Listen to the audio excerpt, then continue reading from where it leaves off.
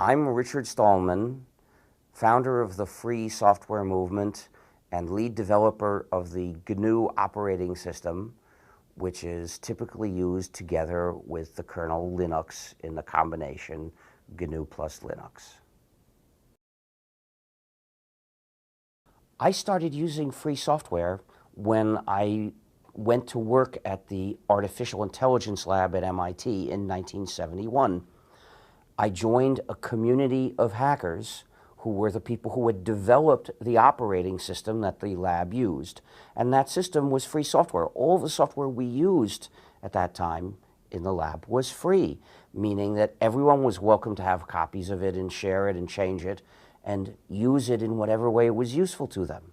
I learned what it was like to live in a free software community by living in one, by using and adding to free software, because I was a system hacker. That was my job, to improve the system that everybody in the lab used. So I was studying and improving these free programs. A hacker is someone who enjoys playful cleverness. Not necessarily with computers, but computers are a very good medium for playful cleverness because you can build things that will build other things. It can be tremendous fun. You can make things that are useful, but in doing so, you can be clever. So if you're inclined to enjoy being playfully clever, programming and computers in general give you lots of opportunities to do so. But hacking is not limited to working with computers. And if you look in stallman.org/photos/hacks, you'll find photos of some of my hacks. And the only thing that they had to do with computers was that I took a photo of them. And you can also look at stallman.org/articles/on-hacking.html for what I have to say about the concept of hacking. Now, occasionally, one thing hackers would do was cleverly break the security on computers.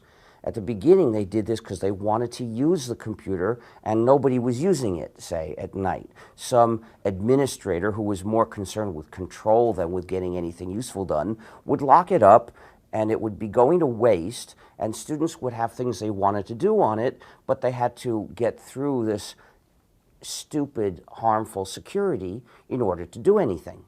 So they figure out ways to do so, and it was fun. But this is just one thing some hackers occasionally did. However, when the mainstream media found out about hackers around 1981 or so, they latched on to that one small aspect and misused the word hacker as if it meant that and only that. But at the Artificial Intelligence Lab, nobody ever broke security, ever, because we had none, on principle. You see, this was a lab where the operating system was written by hackers.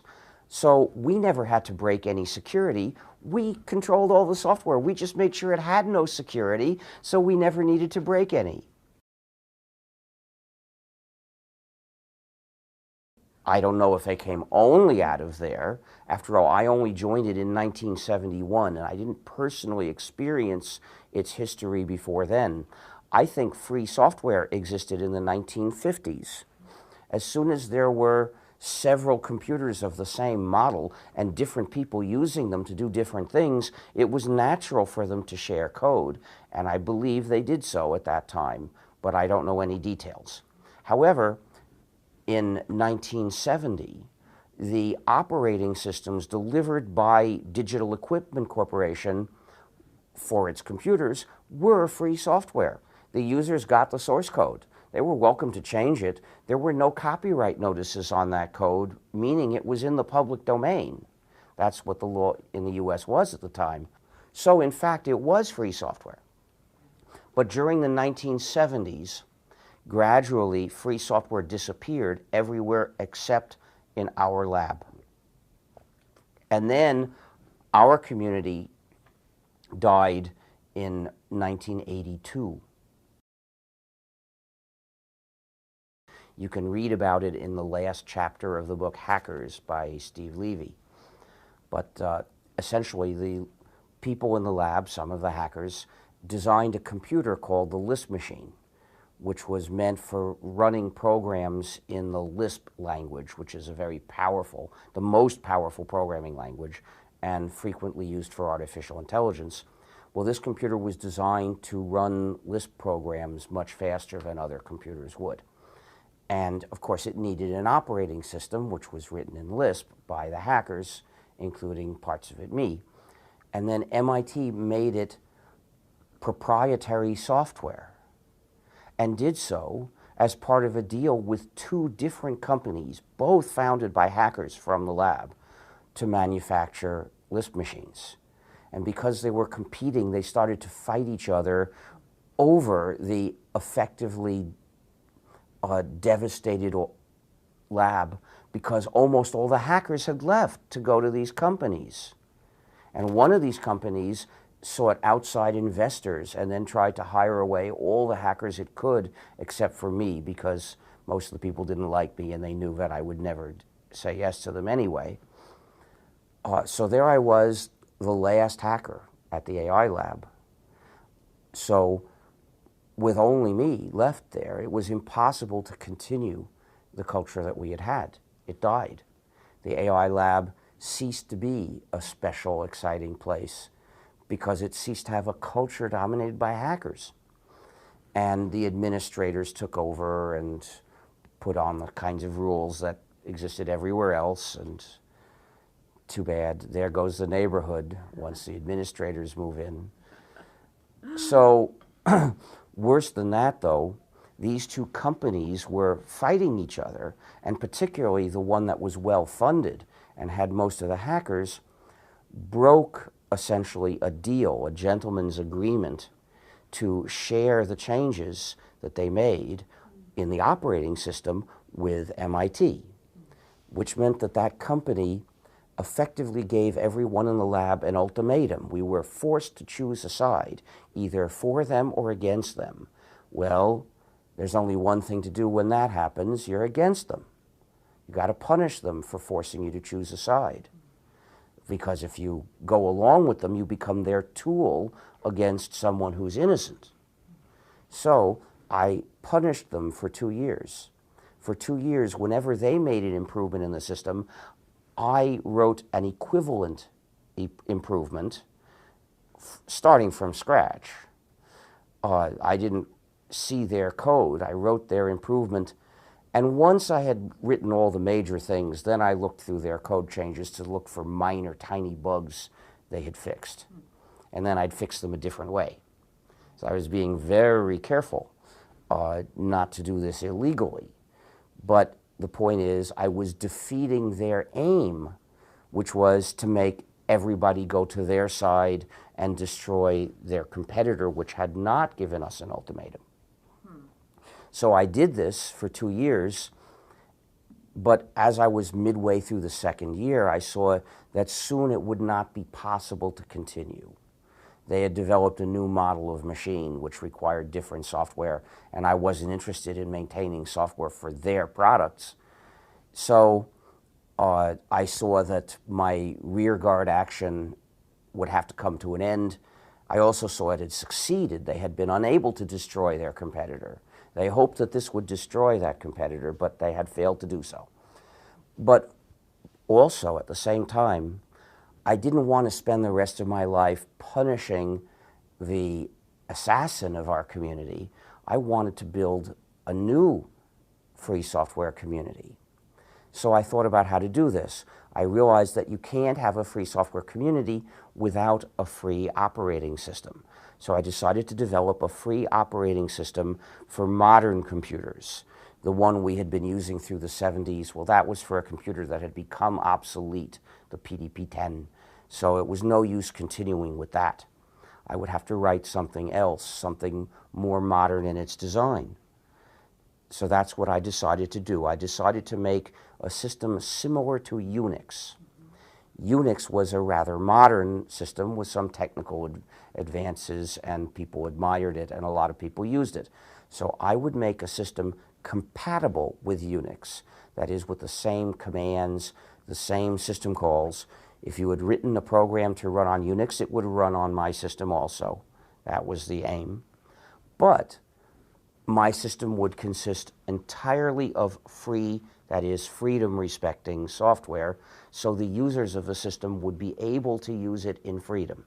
That was the advance I sought. Not a mere technical advance, but an ethical advance. So that would require writing every piece of the system afresh. It would be illegal to use code from Unix, so we wouldn't do so. And I gave the system a name following the custom. The custom of the day in the hacker community was when you wrote a program similar to some existing program, one way of giving credit was to use a name which was a recursive acronym saying this program is not the other one. For instance, I wrote the first extensible Emacs text editor in 1976.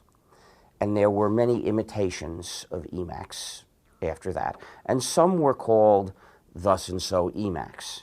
But one was called Fine, for Fine is not Emacs. And there was Sign, for Sign is not Emacs. And Ina, for Ina is not Emacs. And Mince, for Mince is not complete Emacs. That was a partial imitation, a stripped down version. Didn't have the extensibility, but it had the same commands. So they recognized it was just a partial imitation. And version 2 of Ina was called Zwei, for Zwei was Ina initially.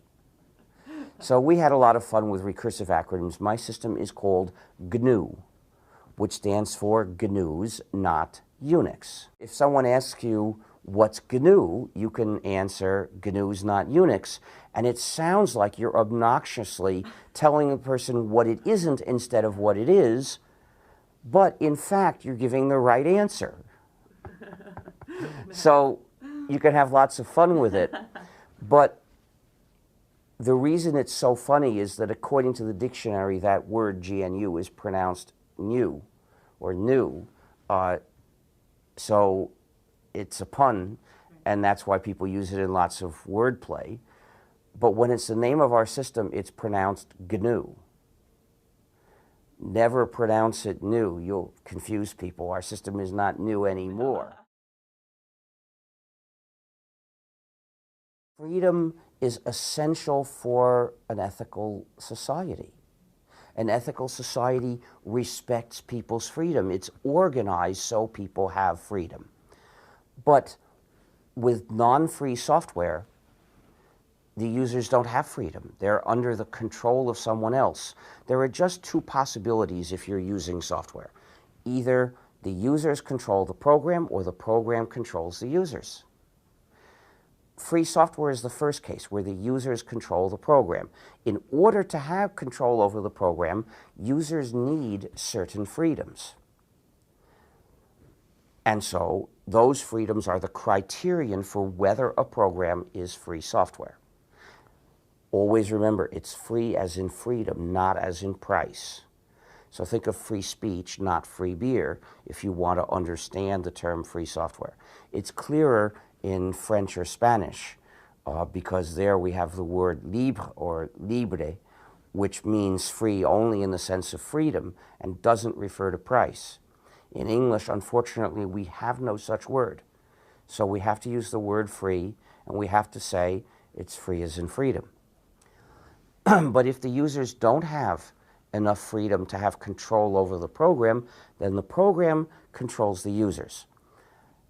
And there's always somebody who has control over the program, which means that that program is an instrument for his power over the users. So a non-free program is an instrument to subjugate people with. It's evil. It should not exist at all because it always abuses people. And that is a social problem we should get rid of. And that's what I'm aiming to do. Now, when I announced this plan in 1983, my goal was simply to make a free operating system so it would be possible to use a computer without ceding your freedom to a non-free program. But the ultimate goal is bigger. It's the liberation of cyberspace. All users deserve to control their computing and not be under the control of somebody else.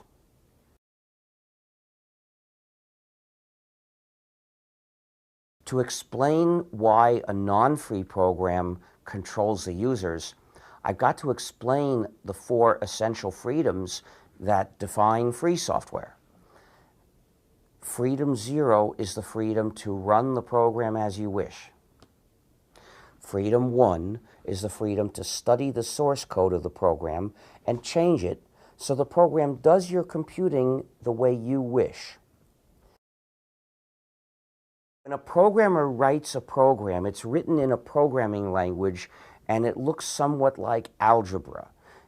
It's in a kind of language that you could understand if you've learned it. If you've learned how to program and you learn that language, then the source code makes sense to you. It's a bunch of rules and equations that say what computing to do. In order to run this, it's usually converted into a bunch of numbers, and those are called an executable program. And even a programmer can't make any sense out of those. Actually, it's possible in principle. It's called reverse engineering, and it's terribly hard. So it's something you do as a desperate last resort.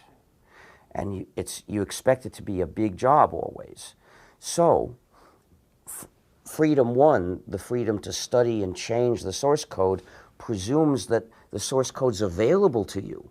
Because if you don't have the source code, that sabotages any possibility you have to study what that program really does and change it to do what you want. Freedom 2 is the freedom to help others. That's the freedom to make exact copies of the program and redistribute them to others when you wish. And freedom 3 is the freedom to contribute to your community. That's the freedom to make copies of your modified versions and distribute them to others when you wish. So what it amounts to is users control the program both individually and collectively in any groups they choose to form. They don't have to be explicit organized groups. Any people who happen to have the same desires are likely to end up cooperating and realizing those desires with the program. So how does a non-free program deny your freedom? How does it mistreat people? It takes away these 4 freedoms. So the users don't control what the program does. They can't change it. So it does whatever the owner decided, and the users are stuck with that. And in some cases, the program won't even let you run it the way you wish.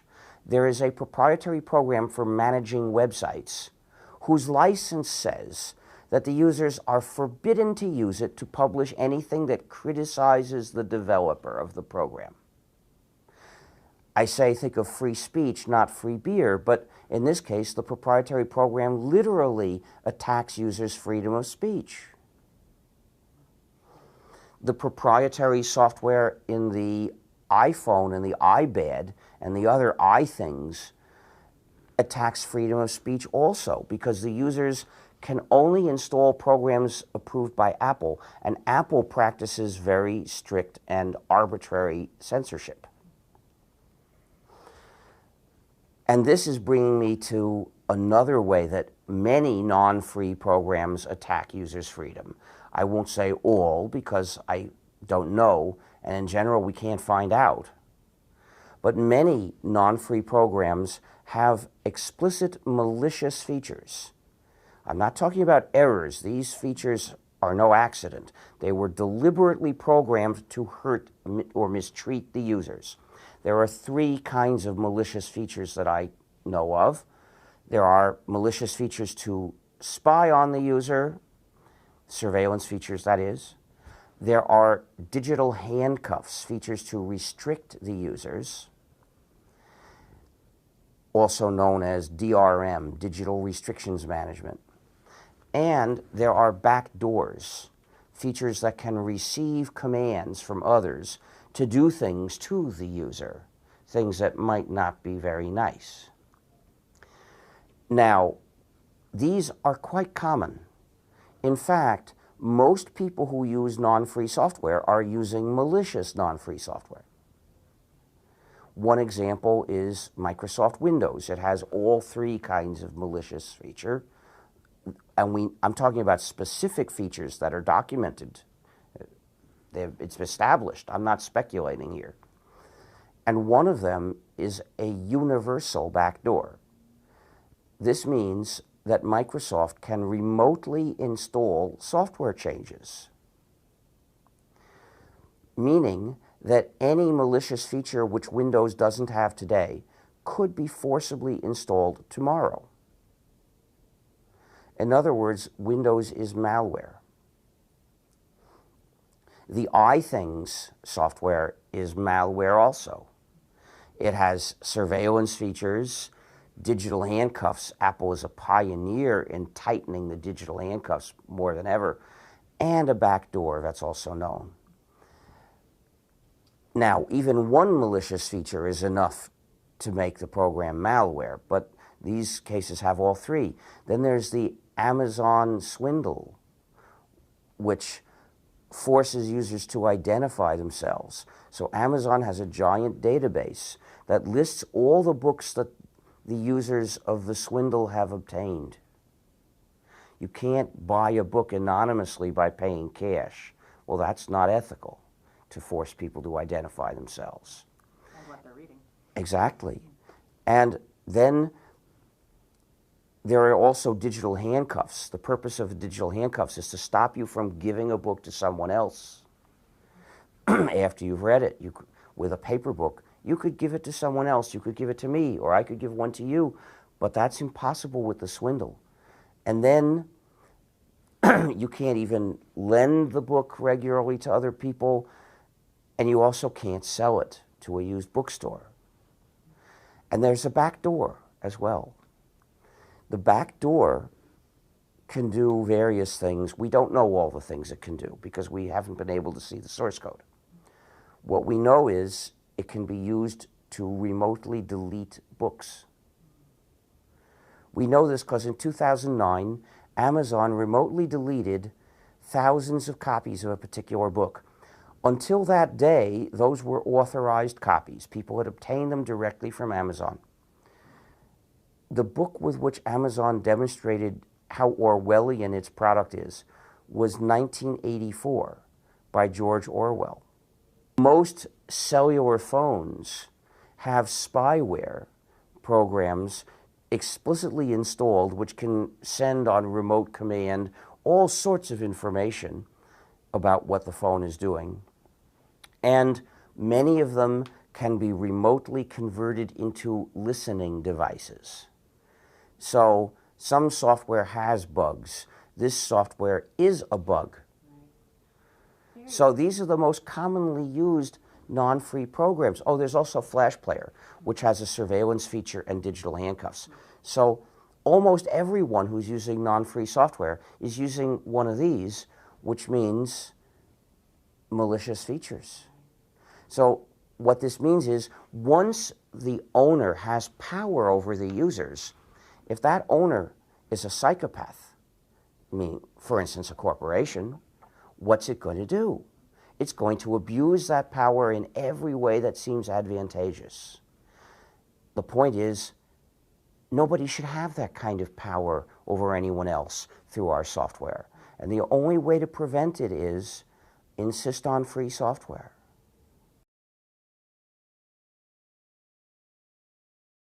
I should first explain that I announced the GNU project in September 1983. I started actually working on it in January 1984, and that's when I resigned from my job at MIT. I started the Free Software Foundation in October 1985, so that came substantially later. Now, once I resigned from MIT, I had the question of how I would make some money. I didn't need money to live on because fortunately unemployment is not deadly. for the most part in this country. However, I wanted to be able to buy some things. I didn't need a lot of money because I always continued living a student lifestyle. I rejected getting addicted to expensive habits because I knew that would make me the slave of money and thus the slave of whoever was prepared to pay. Therefore, I felt a revulsion towards any expensive habit. I wanted to keep my freedom. I didn't want to have to be desperate to make money to the point where I couldn't say no to something I felt was wrong or would mistreat me. That made the job much easier. In any case, in 1985, I had an actual piece of the GNU system which was ready to distribute and would be interesting to people to run on top of Unix. See, most of the pieces of GNU were replacements for some piece of Unix, and people who had Unix already had that piece, so they didn't need our replacement for it. I didn't think they'd care. But I wrote a program, namely GNU Emacs, another extensible editor, which didn't exist as a normal part of Unix. So I figured lots of people running Unix would want to get GNU Emacs to run it on top of Unix. So of course I put a copy in an internet server at the lab because they let me keep using the lab's facilities even though I had quit. So I put it there for people to download. But in 1985, even many programmers didn't have an internet connection. So I began selling copies on magnetic tapes for $150. And here you see it's crucial that it's free as in freedom. It doesn't mean gratis. It doesn't mean that a copy should never be sold. On the contrary, anyone can make copies and sell them. That's part of freedom number 2, the freedom to make copies and distribute them to others. You can give them away or you can sell them as you choose. So I chose to do both in parallel. I gave away copies through the internet because you could download a copy without paying me. But I also sold copies, and a substantial number of people bought copies. I got 8 to 10 orders a month. And I could have lived on that if necessary. But in October '85, I started the Free Software Foundation because at that point I figured now that we had GNU Emacs, people would be able to see that GNU was more than just talk, that GNU would have real software that would be interesting. So I figured someone, perhaps a hardware manufacturer, might want to donate money to do more work. Therefore, I needed a tax-exempt organization they could donate to, and I started one. And once the FSF was going, I figured it was natural that the FSF would sell the magnetic tapes. So it began to do so. And I also wrote a manual for GNU Emacs, which was also free as in freedom. And the FSF began selling copies. And this is how it got most of its money back in the 80s. Nowadays, it's mostly donations and members' dues. Back then, we didn't have members, so most of the income came from sales.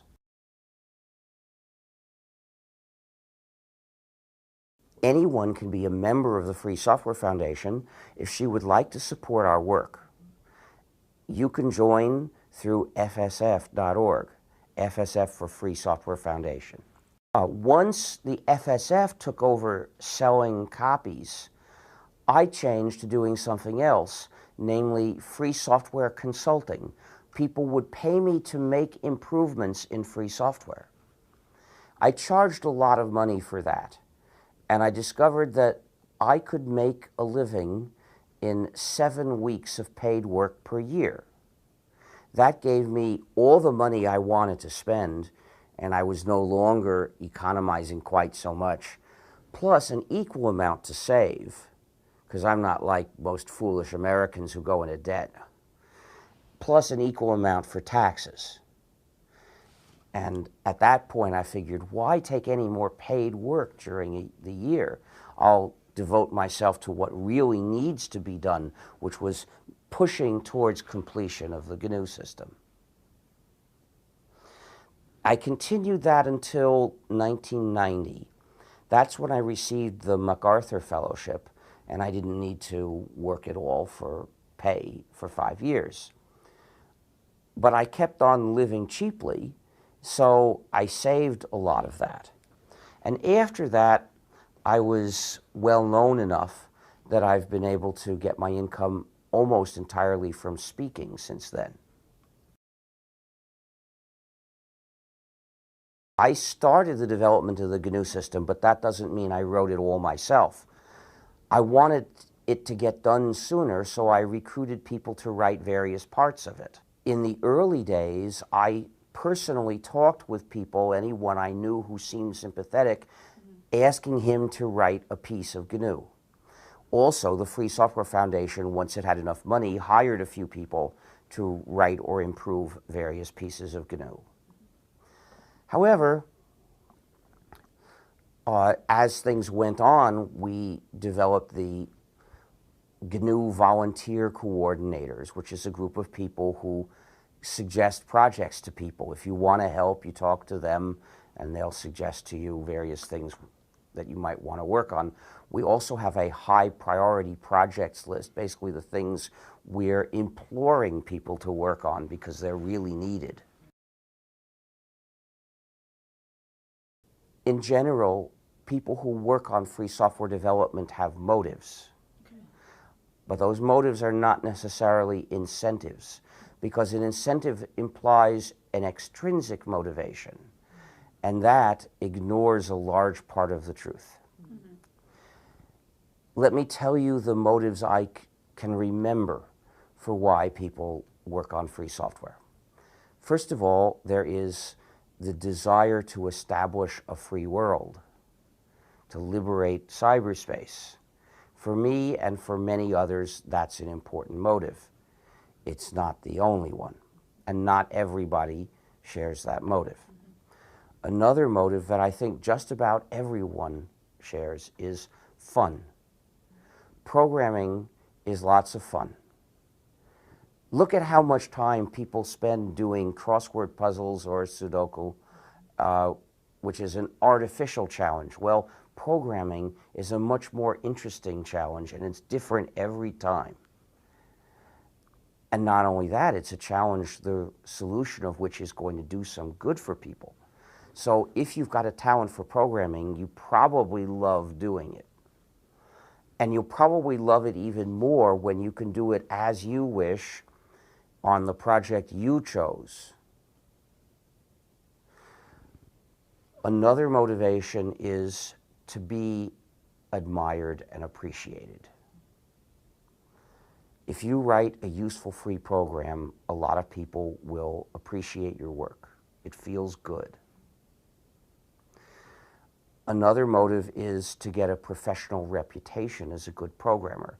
If you have released a good free program, that shows you could do a good job. That's stronger proof than anything else you could show people. Another motive is gratitude. If you've been using free software for years and getting a lot of benefit from it, then when you write something that's generally useful, you could release that as free software as a way of paying it forward. Another motive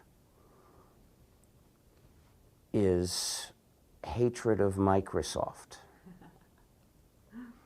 Now, I think it's a mistake to single out Microsoft because Microsoft is just one of many software developers that disrespect the user's freedom and that are treating the users in a nasty, unethical way. Singling out Microsoft often has the byproduct that people disregard the wrong of the others, and that's a mistake.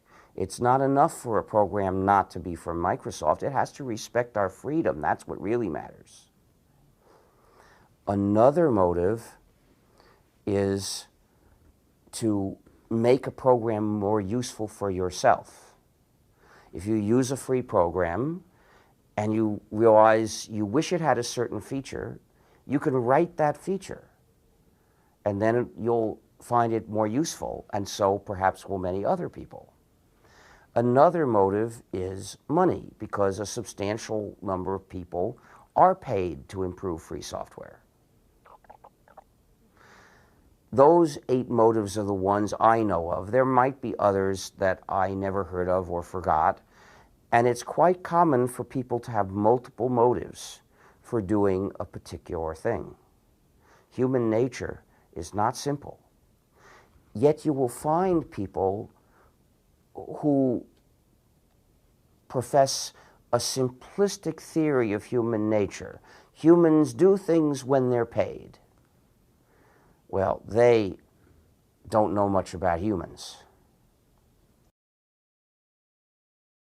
What are my motives for working on free software? Or what were my motives for writing free software? Well, political idealism, fun, and being appreciated and admired, and occasionally money, and occasionally making a program better for me to use. I didn't need to have much gratitude because, after all, I'd contributed more free software than anybody else. So, although I did appreciate what others did, but I didn't feel I needed to write free software to thank them. And I didn't single out Microsoft. In fact, Microsoft had nothing to do with it at the beginning. Microsoft in 1983 made a toy operating system for toy computers, and I hardly paid any attention to it. And let's see, I wasn't exactly looking for a professional reputation as a good programmer because I already had one. Free software is a psychosocial resource. It's useful knowledge embodied in a usable form, which is available to all of society. Free software is part of human knowledge. Proprietary software has been withheld from human knowledge. I had to think a bit because I used that term in my speeches in the 90s. When I give speeches, there are always so many things I want to say that I can't fit them all. So there are parts that I've dropped out because I concluded it wasn't necessary to say them. And that I dropped out a long time ago.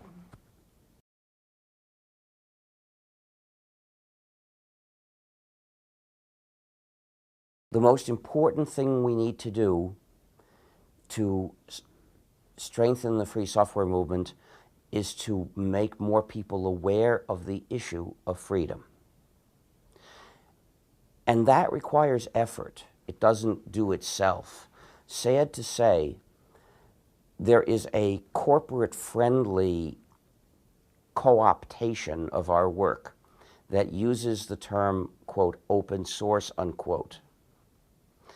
During the 1990s, in the free software community, which was already pretty strong, there were 2 political views, 2 camps. There was the free software movement, those of us who demanded freedom and were developing the software needed so we could have freedom, although we had other motives as well. And there were those who rejected this ethical position and appreciated free software for other reasons, practical reasons. And many of them did use free software, and some contributed to free software, but they didn't agree with us that freedom requires free software. They wouldn't join us in saying that a non-free program is unethical conduct, that you mustn't ever do that. So there was a debate between these camps. Of course, I'm not saying everybody agreed with one camp or the other. There were people who had various views around them and people who had never thought about the question. But these were the 2 clearly visible camps. In 1998, though, the people in the other camp adopted the term, quote, open source, unquote, which hadn't been used before for anything. And with their new term, they had the chance to decide which ideas to associate it with and which ideas to leave out. So they decided to completely omit the ethical level of the question. which for us in the free software movement is the most important thing. That's what they left out. So their discourse is based on different values. For us, the values are freedom and community. For them, the values are powerful, reliable, efficient software. So they say that they recommend a development methodology. So I'll try that again. So they say they recommend a development methodology. They say that if you let users change and redistribute the software, they'll make the code better. Well, that may be true, and if so, it's a nice bonus. But freedom is far more important than that. I'm willing to settle for poorer quality code if I get freedom thereby. So, because they are more numerous and have the support of most businesses and most of the mainstream media, we in the free software movement have to work very hard since 1998 just for anyone to know that we exist. In fact, most of the time, if anyone mentions our work or us, it's called open source, and our ideas are completely hidden. Not only that, most users of the GNU system don't know it's the GNU system because they tend to refer to it as, quote, Linux, unquote. And when it's called that, people suppose that it was started in 1991 by Mr. Torvalds, which is not the case. In the system as we use it, there is a program which is called Linux. It's one component of the system. That component was started in 1991 by Mr. Torvalds as proprietary software. In 1992, he made it free software. And this component filled the last gap in the GNU system, which was mostly complete, but it was missing one important piece. His program Linux, once it became free, filled that gap. So the system we have is basically GNU with Linux added. So it's the GNU plus Linux system, if you want to be fair.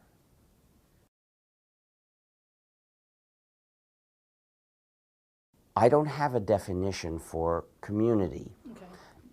I'd say it's more or less a bunch of people who in some way live together. Okay. Not in immediate proximity, but in some sort of relationship to each other.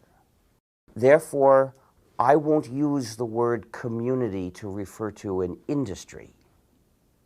That's not a community. That's treating corporations as if they were persons.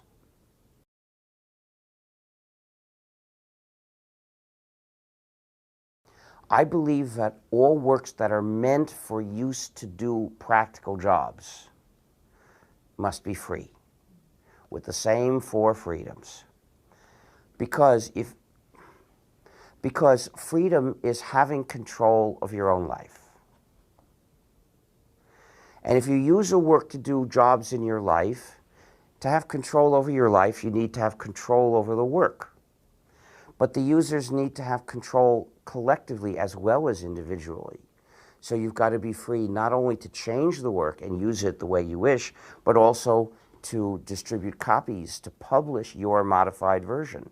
Your version may be useful for others.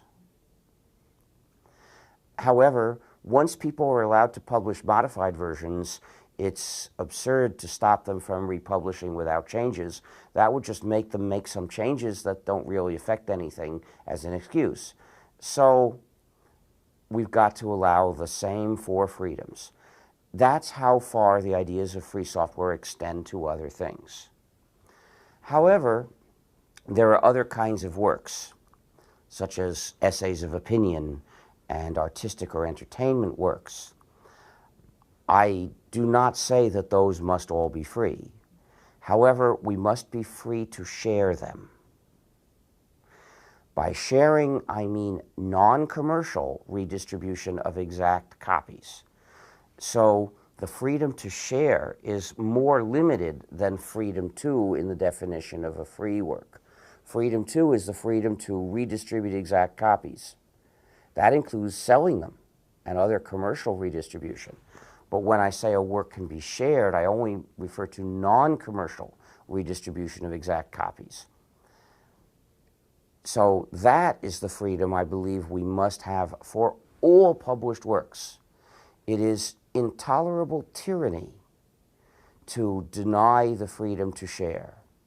And because with computers sharing is now easy as well as good, people will share. Only cruel, draconian, nasty measures can possibly stop people from sharing. So, of course, they come out with one draconian, nasty measure after another. And we've seen a couple of them recently. The U.S., a few months ago, established an unofficial regime of punishing people with disconnection from their ISP if they are accused of sharing. And by making this unofficial, it's only done by the ISPs. As a result, since it's not a law, the basic principles of justice have been outflanked and made irrelevant. However, if we want human rights in the internet, we must make it such that nobody's service can be disconnected without a trial. Not exactly. I'm not saying that every ISP should be required to give you a contract, but rather, once you have a contract, the ISP should not be allowed to cut you off as long as you keep paying your bill.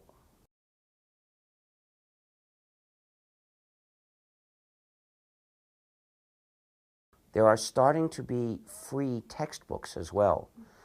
Educational works are works for doing a practical job, namely learning or teaching. So they must be free. If you write any educational works, please release them under a free license.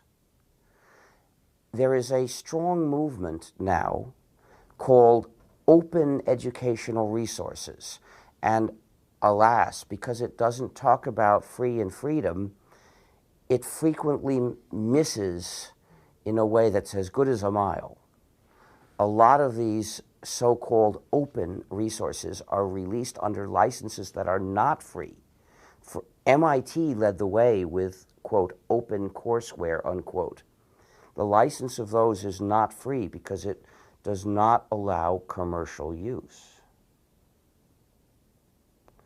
Which means anyone who wants to publish commercially a modified version may have to ask permission of a whole chain of people who non-commercially modified it. That may not even be feasible.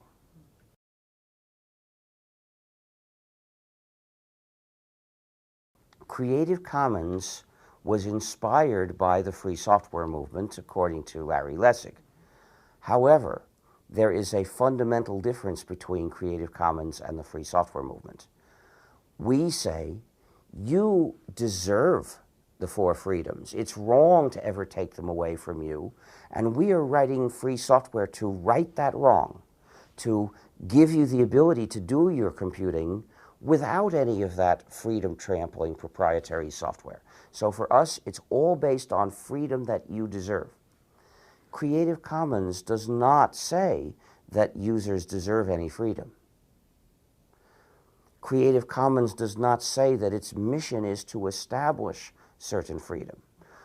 What it says is that it is catering to copyright holders and offering them means to more flexibly use the copyright power that they have. I think that that decision was a terrible mistake. Despite that, the Creative Commons licenses are useful. All of them are legitimate for some uses because, as it happens, all of them are shareable licenses. So I think that all of them are okay for artistic works and entertainment works, for works that state opinions or thoughts of someone. 2 of them are free licenses, which means they're okay for works that do practical jobs. The other 4 are non-free, but they're all shareable. However, that was not always the case. When Creative Commons started, all its licenses were at least shareable for everyone. So they were all, in my view, acceptable for some kinds of works. But then Creative Commons introduced some licenses that didn't even give everybody in the world the freedom to share those works, the works under those licenses, which meant for me that they could never ethically be used. So I first complained about this privately, asking them to change, and they didn't, so I went public, and a lot of people joined in, and eventually they withdrew, they deprecated the non-shareable licenses and returned to a point where all their licenses were at least shareable licenses, and therefore, in my view, all are okay for at least some kinds of works.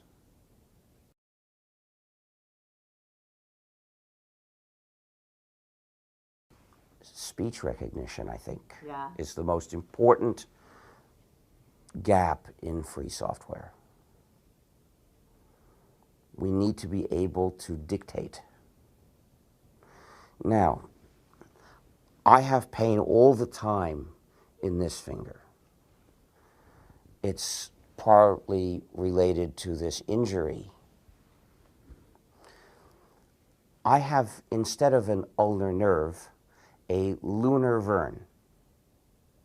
That's because I had an operation called an ulnar nerve transposition.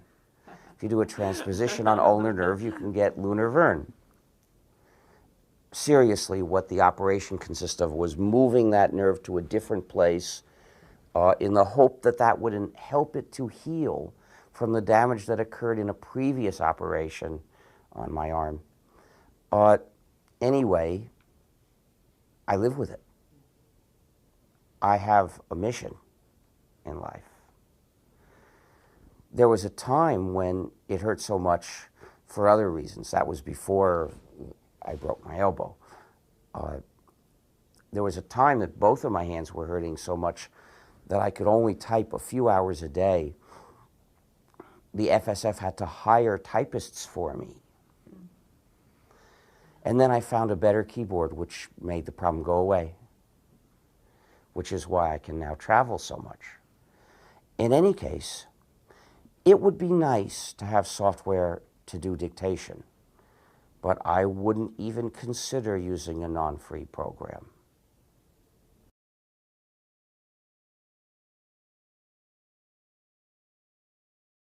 The idea of free software came to me from seeing it in life at MIT. And at first I applied it only to software. But in the 90s, as I gave speeches about free software, people started asking me to what extent these ideas applied to other things. Well, I had begun to think about one piece of that in the 80s, namely manuals for software, because a program should come with a manual. If the program is free, the manual needs to be free also, because when you redistribute the program, you should distribute the manual with it. And if you change the program, you should update the manual to correspond to accurately describe your changes in the program. Therefore, the manual must carry the same 4 freedoms also. And that was what I did always from the beginning of the GNU project, and I wrote about that in the 80s when I saw that people were starting to make non-free manuals for my free software. I said, this is not the way things should be. This is not contributing. This is leading people astray. So I began publishing this explanation of why manuals also need to be free. But I didn't try to go beyond software and manuals until people began asking me that question in the 90s. And I arrived at the conclusions that I've already stated. Now, one interesting new area, a new category of works, a new genre of works, I should say, is designs for 3D printers. Now, in some cases, these are useful parts. Their designs must be free because all the works that you use to do useful jobs in your life, practical jobs, must be free. But sometimes they are decorative works. And those, I would say, must be shareable like other artistic works.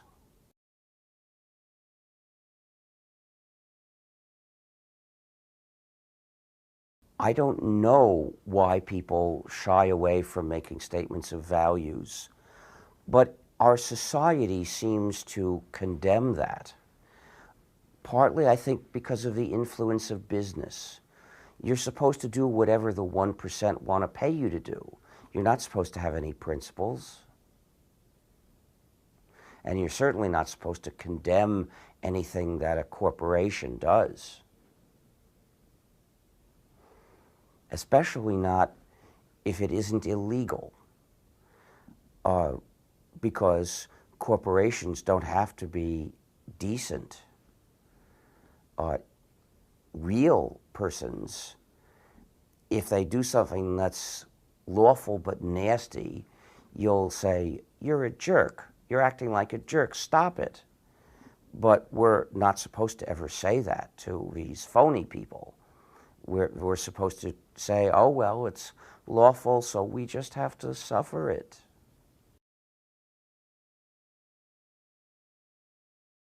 How I learned to be able to fight back, I'm not completely sure. When I was a teenager, I didn't have it very much. I wasn't politically active, really. I wasn't part of the counterculture, but I did feel that my life at home was like living under a tyranny. When I went away to college, I felt that I had escaped. And it was a tremendous relief to be by myself. So that didn't enable me to start resisting anything. I developed that slowly over the period of years where I worked for MIT, because I joined a community that had principles of freedom, and I liked them, so I became one of the upholders of those principles of freedom. For instance, no security on the computers. I'm not the one who made that decision. The operating system had been written before I got there. But once I was hired as part of the group that developed the operating system, it was up to me, along with the others, to protect this principle. The motive for having no security in the system was to prevent administrators from controlling the users. So I also resisted efforts by administrators to take control. When some of the sister labs that were using the same operating system put passwords on their computers, I did various things as acts of resistance. For instance, one lab implemented passwords and stored the encrypted passwords, so there was no file where you could actually read people's passwords. But I looked at the code to encrypt a password and saw that I could write a program to decrypt the passwords, not with 100% certainty, but I could, with a little bit of guessing, I usually found someone's password. So then, what did I do with this? I didn't break the security. That wasn't necessary. I had an account on that computer. I could still change anything in that system I wanted to. I had no need personally to break any security. What I sought to do was something more fun than that, namely to convince other people to reject security. So I would decrypt someone's password and send that person a message saying, "I see your password is such and such. As you can see, these passwords don't provide much security, so why not do the same thing I do and put in the empty string as your password. In other words, just type return when it asks you for a password. That will support the principle that there should be no passwords. And I got 1/5 of the users on the machine to join me in using a protest password, meaning it's effectively no password at all. Because if everybody chooses the same password, it's as if there were no passwords. So I used my decryption program not to break security, but to reject security as a protest. This is what I mean by playful cleverness. So this was a hack that I'm proud of.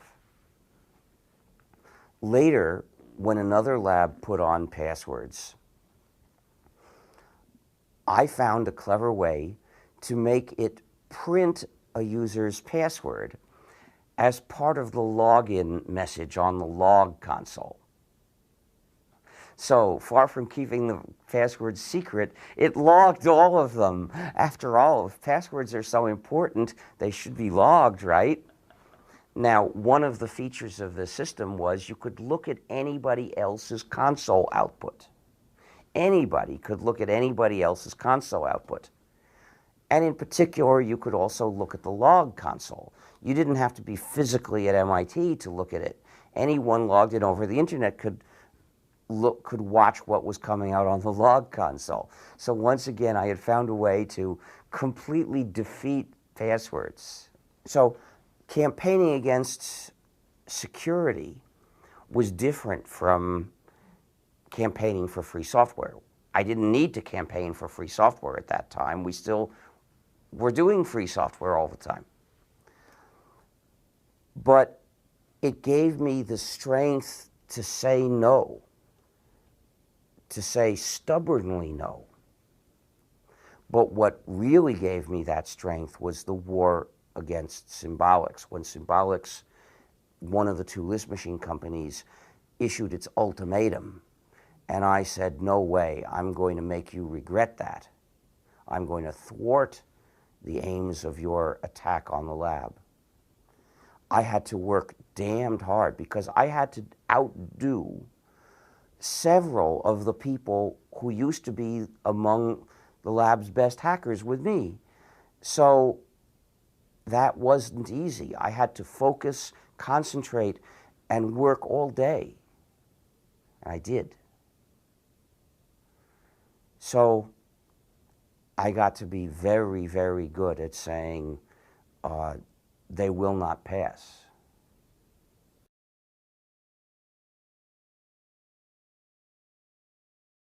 I don't remember all of our high priority projects. You should look on the site for the list. But they include a free replacement for Skype, because Skype involves using a non-free client program, and I'm pretty sure that it supports spying on you if you make the mistake of using it. And I believe also free CAD software, CAD, of course, and it means computer-aided design. And another high priority project is a free Flash player.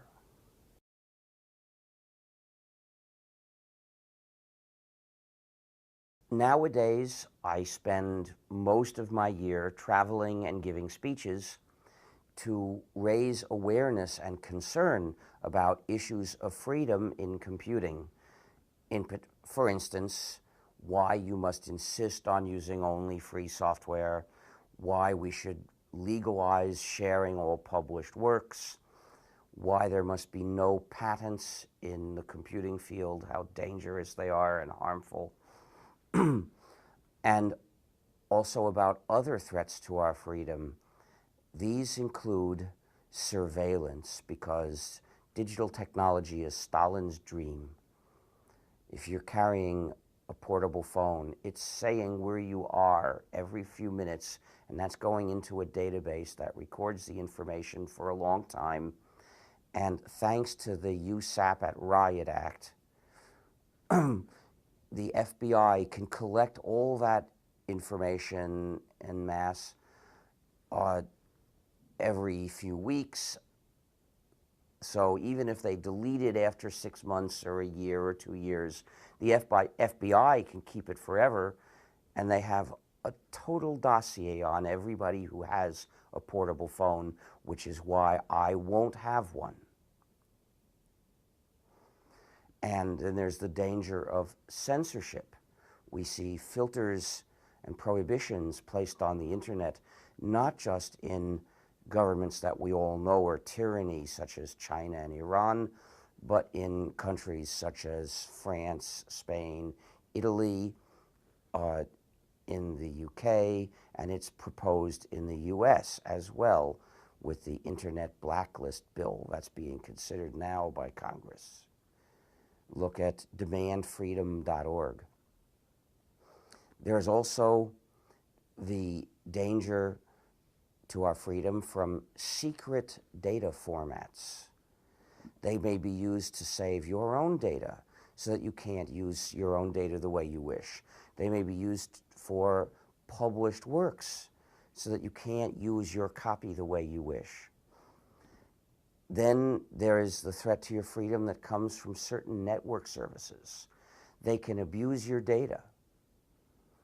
They can refuse to let you get your data back and use it flexibly as you choose. They can also show supposedly private data to people you don't want to get it. And in particular, the FBI can probably collect it without even showing you a search warrant.